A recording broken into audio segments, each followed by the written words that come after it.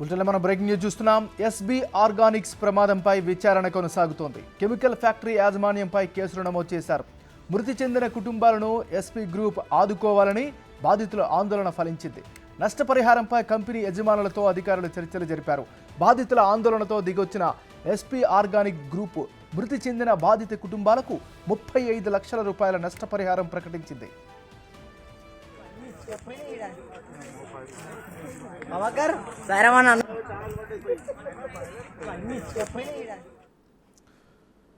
మనం breaking news చూస్తున్నాం. SB Organics ప్రమాదంపై విచారణ కొనసాగుతోంది. కెమికల్ ఫ్యాక్టరీ యాజమాన్యంపై కేసులు నమోదు చేశారు.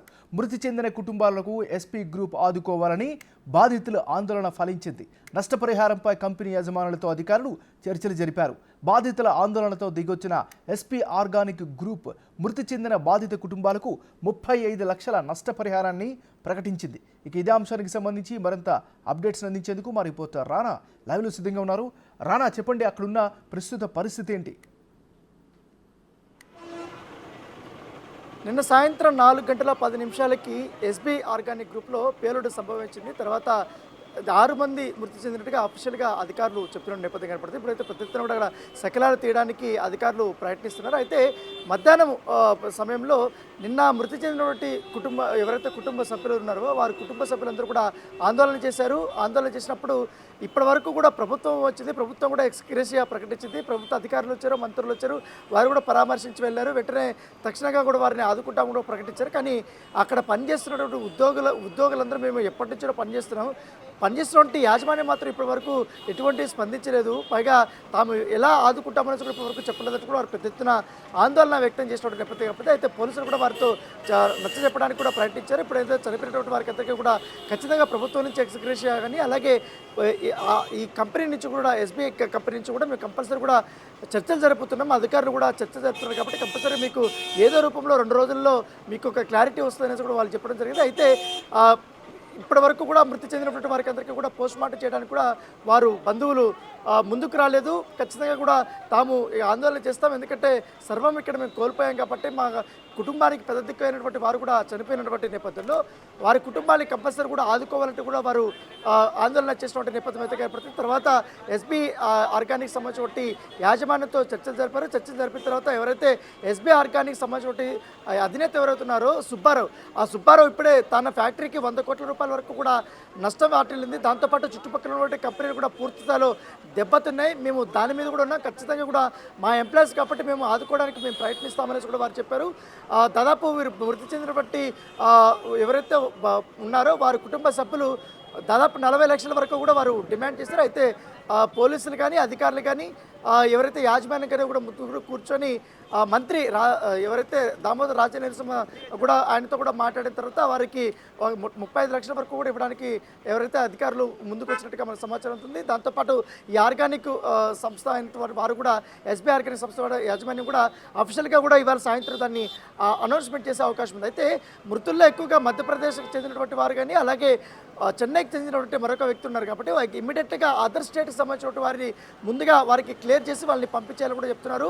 దాని తగ్గట్టుగానే ఏర్పాట్లు చేస్తున్నారు. మరోవైపు ఎస్బీ ఆర్గానిక్ కంపెనీలోనే నిన్న పేలినటువంటి రియాక్టర్స్ ఏదవుతున్నాయి కొన్ని ఆల్మోస్ట్ మంటల వల్ల కూడా కొన్ని చోట్ల ఎక్కువగా పేలలేదు. అలాంటి ప్రాంతాల్లో ఇంకా పొగలు వస్తున్నాయి. ఈ నేపథ్యంలో అక్కడ ఫోమ్ అంతా కూడా ఫైర్ సేఫ్టీ అధికారులు కొట్టారు. ఎందుకంటే వాటర్ కొట్టడం వల్ల పైగా ఎండ వేడి ఎక్కువైపోయింది. హీట్ వల్ల కూడా ఈ వాటర్ వేడి తగ్గిపోతుంది, ఆవిరైపోతుంది. వెంటనే మళ్ళీ పొగలు అనేది పెద్ద ఎత్తున వస్తే ఖచ్చితంగా కూడా మరొక రియాక్టర్ కూడా పేలే అవకాశం ఉన్నటువంటి నేపథ్యంలో ఫైర్ సేఫ్టీ అధికారులు ఆ రకమైనటువంటి ప్రికాషన్స్ తీసుకున్నారు. ఆ ప్రాంతంలోకి ఎవరిని కూడా రానికుండా కూడా వారు జాగ్రత్తలు పడుతున్నారు. ఎందుకంటే కొంచెం చల్ల వాతావరణం వచ్చిన తర్వాత పూర్తి స్థాయిలో ట్యాంకర్లతో మరొకసారి వాటర్స్ కొట్టి పూర్తిగా ఆ పొగ అనేది ఆపేసిన తర్వాత ఆ శకలాలంతా కూడా పూర్తిగా తీసిన తర్వాత ఒక క్లారిటీ వస్తుంది ఇప్పటివరకు ఎంతమంది చనిపోయారని. ఎందుకంటే నిన్న దాదాపు ఎంట్రీ ఇచ్చిన వాళ్ళు 60 మంది దాకా కూడా ఎంప్లాయీస్ ఉన్నారు.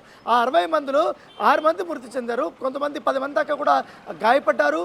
వారు చికిత్స పొందుతున్నటువంటి వారు ఉన్నారు, కొంతమంది పారిపోయినటువంటి వారు. కానీ మిగతా 30 మంది సంబంధించిన ఆచూకీ ఇప్పటి వరకు లభించలేదు. సో ఆ రిజిస్టర్ అంతా కూడా వారు చెక్ చేస్తున్నారు. దాంట్లో ఎవరెవరు వచ్చారు, ఎవరెవరు పోయారు, అన్న దానిపై కూడా ఎవరెవరు ఆచూకీ లభించిన దానిపై కూడా ఒక క్లారిటీ అనేది పోలీసులు ఇన్వెస్టిగేషన్ చేస్తున్న నేపథ్యం కాబట్టి ఖచ్చితంగా సాయంత్రం లోపల ఎంతమంది చనిపోయారనేది కూడా మేము అంచనాకు వస్తాం. దాంతోపాటు శకలాలు కూడా తీసిన తర్వాత ఆ శకలాల కింద మృతదేహాలు ఉన్నాయా లేదని కూడా వారు చెక్ చేయబోతున్నారు. ఎందుకంటే నిన్న సాయంత్రం నలుగురు చనిపోయారు, తర్వాత హాస్పిటల్లో ఒక్కరు చనిపోయారు. అయితే రమేష్ అనే వ్యక్తి ఎవరవుతున్నారో ఆ వ్యక్తి కోసం నిన్న బతికే ఉన్నాడనేసి కూడా హాస్పిటల్ మన వెనకాల ఉన్నటువంటి ఎంఎన్ఆర్ హాస్పిటల్కి వచ్చారు. ఇక్కడ పూర్తి స్థాయిలో చెక్ చేసిన తర్వాత ఇక్కడ కూడా అతన్ని ఆచూకీ లభించలేదు. తర్వాత చుట్టుపక్కల ఉన్నటువంటి హాస్పిటల్స్ అంతా వారు బంధువులు తిరిగిన తర్వాత మళ్ళీ ఉదయం గాలింపు చర్యలు చేపడితే ఆ యొక్క ఫ్యాక్టరీలోనే మృతదేహం లభించినటువంటి నేపథ్యం ఏర్పడుతుంది. సో అలా ఖచ్చితంగా కూడా ఇంకా ఆచూకీ లభించినటువంటి వారందరూ కూడా మృతి చెంది ఉంటారు. కాబట్టి ఆ శకలాలన్నీ తీస్తే కానీ ఒక క్లారిటీ వచ్చే అవకాశం. ఇప్పుడున్నటువంటి పరిస్థితులు ఆ శకలాలన్నీ తీయడానికి మినిమం 1 వీక్ దాకా పడే అవకాశం ఉంది. కాకపోతే ప్రొక్లైనర్ని ఏర్పాటు చేసుకొని వెంటనే జేసీపీలు ఏర్పాటు చేసుకొని అవంతా కూడా తీసేయాలని కూడా వారు బంధువులు ఆందోళన చేస్తున్న నేపథ్యం ఏర్పడితే, మరోపక్క ఇక్కడ మృతి చెందారు, 100 కోట్ల రూపాయల వరకు కూడా ఆస్తి నష్టం చెందినని కూడా అంచనా వేస్తున్న నేపథ్యంలో స్థానికంగా ఉన్నటువంటి కొంతమంది దొంగలు మాత్రం అక్కడ ఉన్నటువంటి ఆ ఇనుప ఐరన్ రాడ్స్ కానీ చిన్న చిన్న పదార్థాలు కానీ వాళ్ళు కూడా దొంగలించుకొని పోతున్న నేపథ్యం కాబట్టి, సో ఈ నేపథ్యంలో పోలీసులు అక్కడ గట్టి భద్రత ఏర్పాటు చేశారు.